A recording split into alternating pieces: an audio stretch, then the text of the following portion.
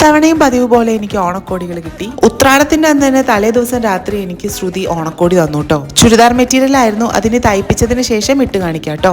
എനിക്ക് ഒരുപാട് ഇഷ്ടപ്പെട്ടു ഈ കളറും പ്രിന്റും ഒക്കെ. Thank you Shruthi, thank you for this wonderful ഓണക്കോടി.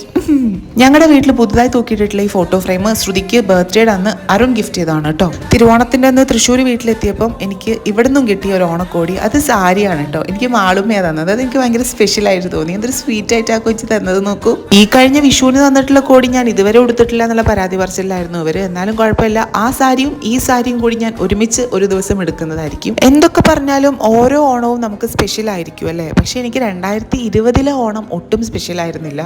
ഞാൻ ആ ഒരു അവസ്ഥ കടന്ന് ഇവിടം വരെ എത്തി നിൽക്കുന്നതിൽ ഒരുപാട് അഭിമാനവും സന്തോഷവും തോന്നുന്നു.